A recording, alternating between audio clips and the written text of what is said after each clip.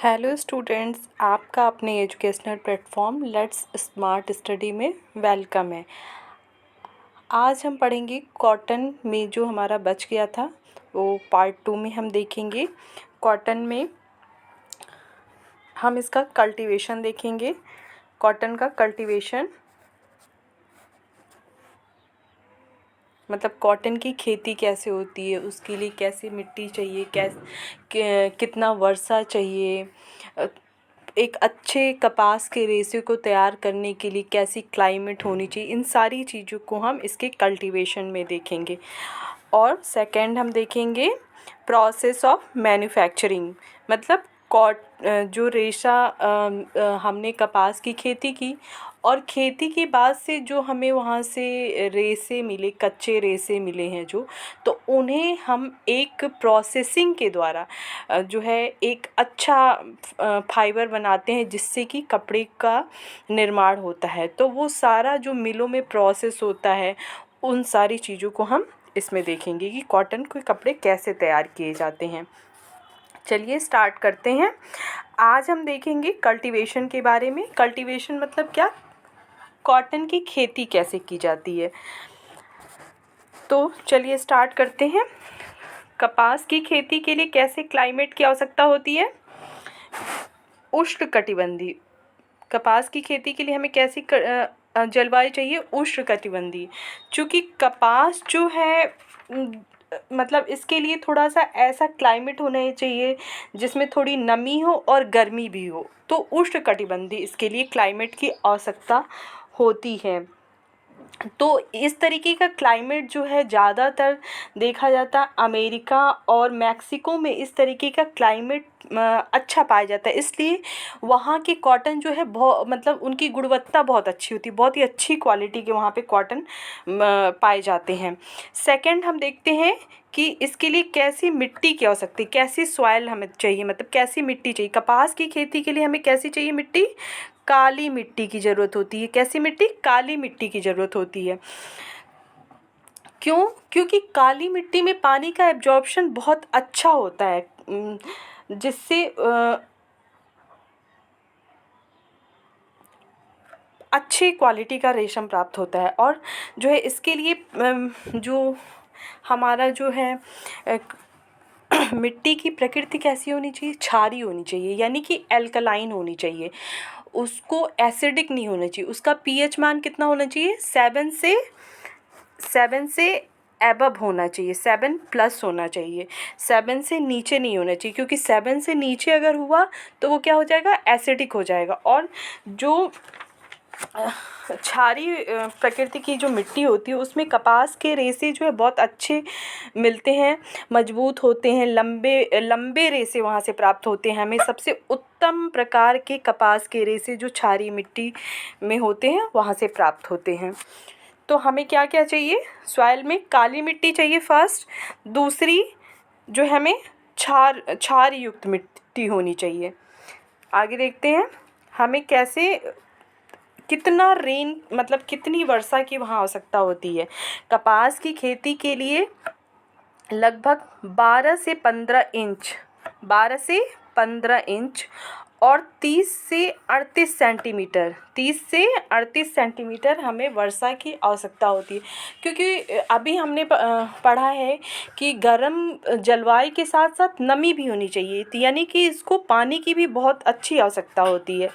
और कपास का पौधा तैयार होने में लगभग कितने दिनों का समय लगता है, 200 दिन का समय लगता है। ये एक वर्षीय पौधा है, यानी एक फसल इसकी तैयार होने में लगभग 200 दिन का समय लगता है। और 365 दिन एक वर्ष में होते हैं और 200 दिन यानी कि ये एक वर्षीय पौधा है।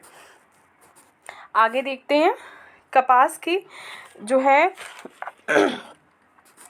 कपास के प्लांट कितने टाइप्स के होते हैं, जो है 3 टाइप्स के होते हैं।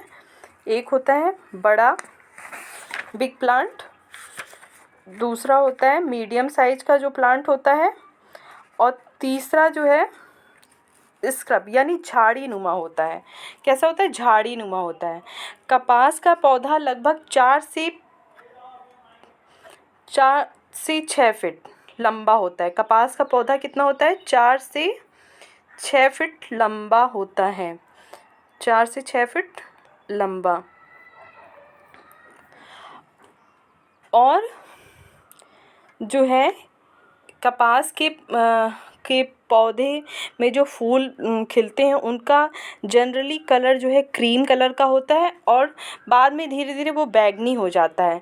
और इसमें जो फूल लगते हैं वो एक पौधे में लगभग 3 से 5 कलियां लगती हैं। और इनको क्या करते हैं कि कपास के फूल जो है जब पक जाते हैं तो वो झड़ने लगते हैं, मतलब उसके कोए जो है झड़ने लगते हैं। तो उससे पहले ही हम जो है उन कोओं को निकाल लेना चाहिए, क्योंकि अगर हम उन्हें सही टाइम पे नहीं तोड़ते हैं तो वो मतलब एक तो बहुत ज़्यादा जो है वो धूप से भी ख़राब हो जाते हैं, फिर वो उसमें धूल मिट्टी जो है नीचे वो पक करके गिर जाएंगे तो जिससे उसमें धूल मिट्टी भी पड़ सकती है। इसलिए कपास के जो भी कोए हैं उसे सही टाइम पे कलेक्ट करना बहुत ज़रूरी होता है। और कपास के जो कोए होते हैं उसके अंदर क्या होता है, कपास का रेशा होता है और उसके चारों बीज के कपास के अंदर बीज जो होता है उसके चारों तरफ रेशा जो है मतलब उसके अंदर ऐसे लिपटा रहता है। तो हम उसको जो है अलग कर लेते हैं, दोनों को अलग अलग कर लेते हैं। और कपास के बीज से क्या जो है हम कपास के बीज को जो है मतलब उसको भी यूटिलाइज़ करते हैं, उससे जो है विभिन्न प्रकार के जो है साबुन्स बनते हैं, जानवरों के खाने की खली बनती है, खाने लायक तेल भी उसको यूज़ में लाया जाता है। देन हम देखते हैं, अब इसकी प्रोसेसिंग देखेंगे, process of manufacturing of cotton. तो हम देखते हैं इसका, पहले हम क्या करते हैं प्रोसेसिंग में, ये देखेंगे कि पहले हम कल्टीवेशन या हार्वेस्टिंग, कल्टीवेशन को ही हार्वेस्टिंग बोलते हैं, मतलब इसमें कपास की खेती की जाती है, जो मैंने अभी पीछे आपको बताया कि कपास की खेती की जाती है कैसे कैसे।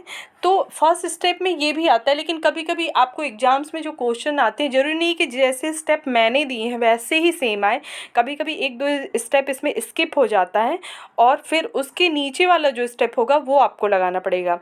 तो फर्स्ट जो है हार्वेस्टिंग है, इसमें क्या किया जाता है, कपास के पौधे की खेती की जाती है और उन्हें उचित समय पे जब उनके कोए पक जाते हैं तो उन्हें क्या करना चाहिए, उचित समय पे उनकी कटाई कर लेनी चाहिए, नहीं तो ये कोए जो है नीचे गिर कर के गंदे हो जाएंगे, जिससे इनका कलर जो है ख़राब हो जाएगा। और ये जो है मतलब यहाँ पे आप देख सकते हैं ये हाथ के द्वारा जो है इसका जो है कोई निकाले जा रहे हैं, लेकिन यहाँ पे आप इस फिगर में देखिए, इस फिगर में क्या है, ये मशीन है, इस मशीन के द्वारा जो है इस पे कोई केमिकल्स छिड़क दिया जाता है और उसके बाद से इस मशीन के द्वारा सारे कोए जो है अलग कर लिए जाते हैं। ये जो है इस मशीन को बोलते हैं पिकर मशीन, इस मशीन को क्या बोलते हैं, पिकर मशीन। सेकंड है कलेक्शन ऑफ पोर्ट्स, इसमें क्या करते हैं हम, इसमें कोई को हम कलेक्ट करते हैं, जैसे इस फिगर में दिखा रहा है ना कि इसमें क्या हो रहा है, इसमें कोए को पेड़ से ऐसे तोड़ तोड़ के कलेक्ट हो रहा है। सही समय पे कोए को बीन लेना अनिवार्य होता है, अन्यथा इसमें धूल धूप कड़ों से कपास के रेशे पीले और गंदे पड़ जाते हैं, इसलिए इन्हें सही समय पे कलेक्ट कर लेना चाहिए, तोड़ लेना चाहिए, नहीं बहुत ज़्यादा भी ये ज़्यादा दिनों तक छोड़ देंगे तो इसके रेशे भी थोड़े हार्ड टाइप के हो जाते हैं। नेक्स्ट हम देखते हैं गिनिंग प्रोसेस। गिनिंग प्रोसेस में क्या करते हैं हम, कपास के जो अब हमें कोए प्राप्त हुए हैं उसमें क्या है, उसमें बीज भी है और रेशा भी है, दोनों है। तो हम उसमें से बीज और रेशे को अलग करने की जो प्रक्रिया होती है उसको क्या बोलते हैं, गिनिंग बोलते हैं। ये है गिनिंग करने की मशीन है। इसमें क्या हम करते हैं, यहाँ से ये जो पार्ट होता है यहाँ से कॉटन को डालते हैं तो ये बीज अलग हो जाता है, यहाँ से कॉटन को डालते हैं ये बीज अलग हो जाता है और ये कॉटन अलग हो गया। इस मशीन में ये गिनिंग मशीन होती है। वैसे तो गिनिंग जो है 3 तरीके से की जाती है। फर्स्ट है हैंड द्वारा, एक हाथ द्वारा जो है उसमें क्या करते हैं कि एक जैसे वो होता है, बेलन होता है, और जैसे चकला होता है हमारे घर में रोटी बनाना, वैसे ही कुछ वो मतलब गोल नहीं होता है, लंबा सा होता है, उस पे लेकर के उसको रब करते हैं, जिससे जो है उसमें के बीज जो है निकल जाते हैं। सेकंड है छड़ या ओटनी विधि द्वारा, इसमें भी कुछ वैसे ही प्रोसेस होता है। और थर्ड है ये मशीन द्वारा जो है गेनिंग प्रोसेस करते हैं। इसमें क्या जो है बिनौले निकाल के कपास के बीज और कोई अलग अलग हो जाते हैं। तो गेनिंग प्रोसेस में बस आप इतना ही समझिए कि जो हमने कोई इकट्ठा किए हैं उसमें क्या है, उसमें 2 बीज भी है और रेशा भी है, तो उस दोनों को अलग अलग करने की प्रक्रिया क्या कहलाती है, गेनिंग कहलाती है। नेक्स्ट है सॉर्टिंग। अब हमें कपास के रेशे अलग हो गए, बीज अलग हो गया, अब हम क्या करेंगे, अब उन कपास के रेशों की छटाई करेंगे। यहाँ पे देखिए इस फिगर में क्या दिखा रहा है, छटाई हो रही है। कपास की छटाई कैसे करेंगे, उसकी क्वालिटी के आधार पे और उसमें जो मौजूद गंदगी है उसके आधार पे। जो बहुत ज़्यादा गंदे रेशे होंगे उनको अलग कर लेंगे, और जो अच्छी क्वालिटी के रेशे होंगे उनको अलग कर लेंगे। नेक्स्ट, अब इस सॉर्टिंग के बाद हम क्या करेंगे, सॉर्टिंग के बाद बेलिंग करेंगे। बेलिंग के प्रोसेस में क्या करते हैं, गांठें बनाई जाती हैं। इसमें जो है बेलिंग की प्रोसेस में गांठें बनाई जाती हैं। अब जो हमने छटाई करके रुई अलग अलग किया है, अब उन्हें हम जो है मिल में भेजने के लिए गट्ठर बनाते हैं, उसकी बांध के गांठें बना देते हैं। और एक गांठ का जो वज़न होता है वो लगभग 500 पाउंड होता है। तो यहाँ पे देखिए ये दिखा रहा है, ये बेलिंग प्रोसेस ये मशीन के द्वारा की जा रही है। ओपनिंग एंड ब्लेंडिंग, इसमें क्या किया जाता है, जब मिल में पहुंचता है ये जो है गांठें बांधी हुई जो गट्ठर होते हैं, इनको जब मिल में भेजते हैं तो हम वहाँ क्या करते हैं, इनको सभी गांठों को खोल लेते हैं, सभी गांठों को खोल करके और आपस में मिला देते हैं। देखिए यहाँ पे क्या लिखा है, after being ginning the blades of cotton are selected to satisfy the requirement of particular and use। इसमें क्या होता है कि जो हर तरीके की जो कॉटन की गठरी गई है उनको एक साथ मिक्सअप कर देते हैं। नेक्स्ट हम देखते हैं कार्डिंग एंड डबलिंग। अब जो है रेशों को हमने मिक्स कर लिया, जो भी मिल्स में हमको पहुँचे हैं जो गांठ बना करके, तो उनको हमने एक में मिक्स कर लिया। अब हम उसकी क्या करेंगे, धुनाई करेंगे। धुनाई, इस प्रक्रिया में रेशों को धुनाई इसलिए की जाती है ताकि वो बिल्कुल साफ, लंबे और समानांतर हो जाते हैं। कार्डिंग की प्रक्रिया जो है हाथ और मशीन दोनों के द्वारा की जाती है, ठीक है। इससे क्या होता है, रेशे बिल्कुल साफ़ हो जाते हैं और समानांतर हो जाते हैं। इसमें क्या होता है, मशीनों में एक कांटेदार हुक लगा रहता है, जिससे जो है जब मशीन घूमती है तो उसमें रुई फंसती जाती है और खिंच करके वो समानांतर हो जाती है। नेक्स्ट हम देखेंगे कॉम्बिंग। कॉम्बिंग की प्रक्रिया में भी क्या होता है, इसमें हर रेशों पे नहीं की जाती है क्योंकि ये एक महंगी प्रक्रिया है। और इसमें क्या होता है, जब रेशे को जो है एक कॉम्ब की तरह होता है, जैसे हम बालों में कंघी करते हैं ना, वैसे ही एक कॉम्ब होता है। इसको क्या करते हैं कि रेशों के बीच से जब गुजारा जाता है तो रेशे एक तो पहले समानांतर हो जाते हैं, फिर वो चिकने और चमकदार हो जाते हैं।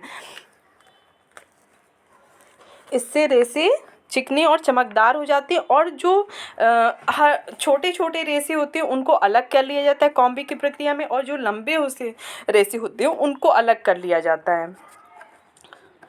नेक्स्ट हम देखते हैं फिर ड्राइंग आउट। फिर क्या करते हैं, ये इस मशीन में क्या करते हैं, ड्राइंग आउट। जो हमें रेशे मिले हैं, अब उनकी फुल जो है लंबाई के लिए हम क्या करते हैं, उनमें थोड़ा सा खिंचाव करते हैं। इस प्रक्रिया में रेशों को क्या किया जाता है, खींचा जाता है। इस मशीन में थोड़ा सा इसको लगा के ऐसे खींचा जाता है ताकि वो रेशे अपने फुल लेंथ में आ जाएं। फिर क्या किया जाता है, रोबिंग की प्रक्रिया की जाती है। रोबिंग की प्रक्रिया में क्या होता है कि हम रेशे जो हैं उनको थोड़ा सा ट्विस्ट कर देते हैं, थोड़ा सा उसमें ऐंठन दे देते हैं। नेक्स्ट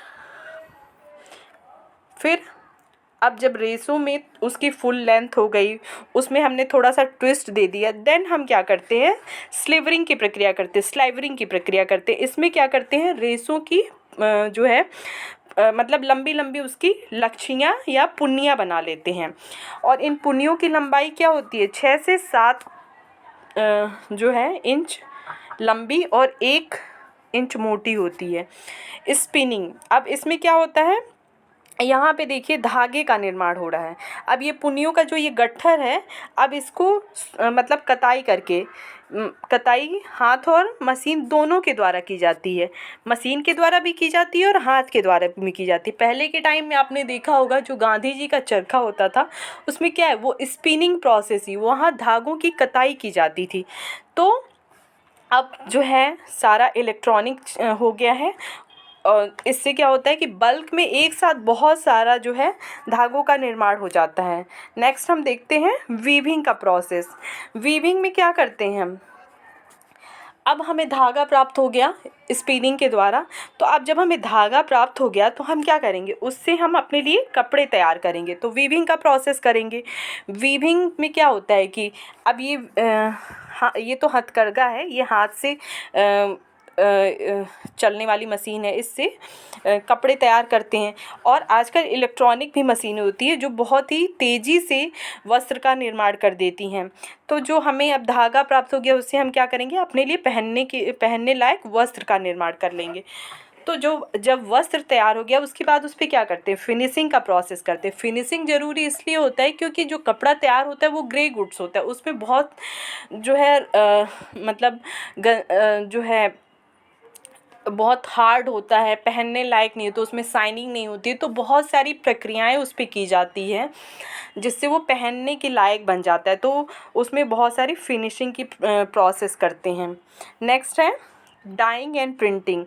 तो इसमें क्या हम करेंगे, डाइंग और प्रिंटिंग करते हैं। अब जो भी वस्त्र पे हम जैसा भी डिज़ाइन बनाना चाहते हैं वैसा हम डिज़ाइन बना के उसको यूज़ कर लेते हैं। ये आप देख सकते हैं इस फिगर में मिल में कैसे ऐसे डाइंग और प्रिंटिंग का काम हो रहा है। तो चलिए हम फिर से एक बार रिवाइज कर लेते हैं स्टूडेंट्स, हमने क्या क्या पढ़ा।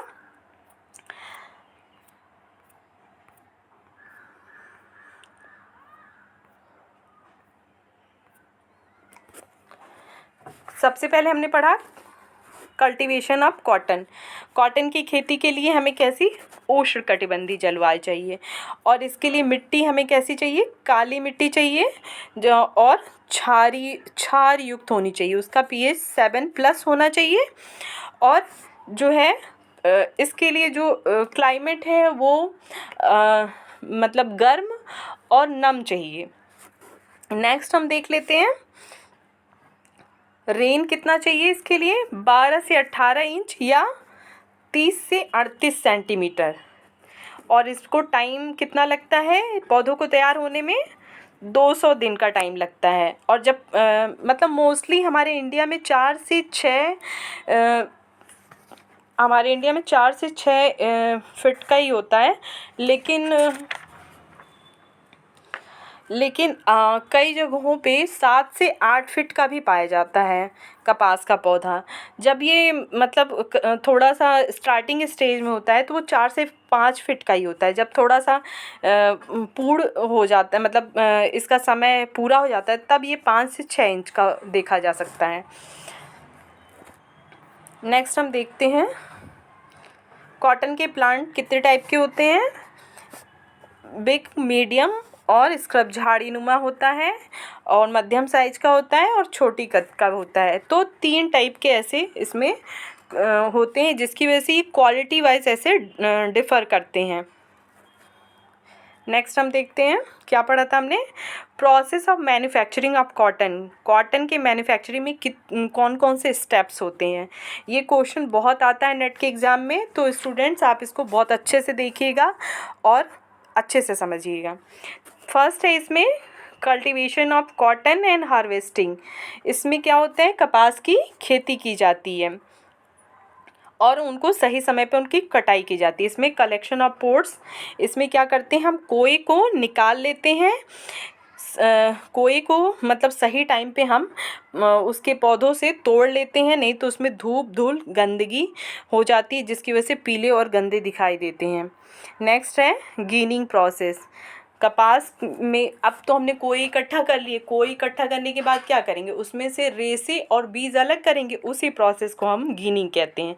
अब गीनिंग हो गया, गीनिंग के बाद हम क्या करते हैं, सॉर्टिंग करते हैं। अब जो भी रेसे प्राप्त हुए उनकी हम छटाई करेंगे, कौन सा रेसा ज़्यादा गंदा है, कौन लंबा है, कौन छोटा है, उस हिसाब से हम उसकी छटाई कर लेते हैं, उसकी क्वालिटी के हिसाब से। नेक्स्ट फिर बेलिंग करते हैं। अब उनकी छटाई हो गई तो हम उनको क्या करेंगे, जो है छोटे छोटे गट्ठरों में बांध करके उसे हम मिलों में भेजते हैं। और एक गट्ठर का जो है वज़न कितना होता है, 500 पौंड रखा गया है, 500 पौंड। फिर ओपनिंग एंड ब्लेंडिंग, जब वो मिल में पहुंच जाता है तो वहाँ पे उनको खोला जाता है और खोल करके सारे जो है गट्ठरों को मिला दिया जाता है। देन हम नेक्स्ट जो है फिर कार्डिंग की जाती है। कार्डिंग की प्रक्रिया इसलिए की जाती है ताकि इसे बिल्कुल साफ़ किया जा सके और लंबे और समानांतर रेसे प्राप्त किया जा सकता है। फिर नेक्स्ट कॉम्बिंग की प्रक्रिया की जाती है। कॉम्बिंग की प्रक्रिया जो है करने से उन रेसों की कीमत बढ़ जाती है और ये लगभग सभी रेसों पे नहीं की जाती है क्योंकि इससे उसका प्राइस बढ़ जाता है, उसमें चमक आ जाती है और रेसे जो है लंबे हो जाते हैं। Next drawing out. अब जब रेसों में कॉम्बिंग कर दी गई तो उन्हें ड्राइंग आउट थोड़ा सा खींच दिया जाता है, खींच करके उसको फुल लेंथ में लाया जाता है। फिर रोबिंग, फिर उसमें थोड़ा सा ट्विस्ट दिया जाता है। रोबिंग की प्रक्रिया में क्या होता है, ट्विस्ट दिया जाता है। ड्राइंग आउट में थोड़ा सा उसको खींचा जाता है मशीन में लगा के। नेक्स्ट है स्लीवरिंग। स्लीवरिंग की प्रक्रिया में अब क्या है, इन रेसों को 6 से 7 इंच की मोटाई का और 6 से 7 इंच लंबाई और 1 इंच मोटाई, 6 से 7 इंच क्या है लंबाई और 1 इंच मोटाई का इनकी पुनिया बनाई जाती हैं। अब ये जब पुनिया बन गई, लंबे लंबे ऐसे लच्छे टाइप का होता है, ऐसे जो रुई का जो है आता है लंबा लंबा ऐसे लच्छा टाइप का जो बत्ती वगैरह बनाने के लिए वैसा रहता है। तो वैसे स्लीवरिंग जब बन गई तो फिर हम उसको क्या करते हैं, उसको स्पिनिंग करते हैं। स्पिनिंग जो है हाथ और मशीन दोनों के द्वारा किया जाता है। यहाँ पे क्या होता है, धागे का निर्माण हो जाता है। जैसे पहले गांधी जी चरखे से धागे का निर्माण करते थे तो वैसे ही हाथ द्वारा और मशीनों के द्वारा, इस फिगर में आप देख सकते हैं यहाँ मशीन के द्वारा हो रहा है। नेक्स्ट जो है फिर वीविंग कर लेते हैं। अब जब हमें धागा प्राप्त हो गया तो क्या करेंगे, अब हम अपने लिए कपड़ा तैयार कर लेंगे। फिर उस पर जो कपड़ा तैयार हुआ है उसमें बहुत सारी अभी चीज़ें पहनने लायक नहीं है, वो बहुत हार्ड है, उसमें शाइनिंग नहीं है। फिर उसमें हम बहुत सारी परिसज्जाएँ देते हैं, जैसे वाटर रिपेलेंट देते हैं जिससे, या फिर श्रिंक प्रूफ देते हैं जिससे कपड़े में जल्दी सिकुड़न ना आए। तो इस तरीके की फिनिशिंग दे करके हम उसे पहनने योग्य बनाते हैं। नेक्स्ट जो है अब उसमें क्या करेंगे, हम डाइंग और प्रिंटिंग कर लेंगे अपने अकॉर्डिंग, जैसा भी हम डिज़ाइन डालना चाहें वैसा डिज़ाइन डाल के उसे बहुत ही अट्रैक्टिव बना करके फिर हम उसको यूज़ में लाते हैं।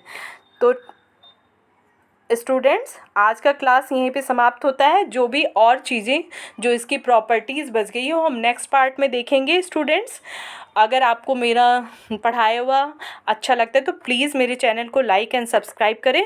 Thank you so much.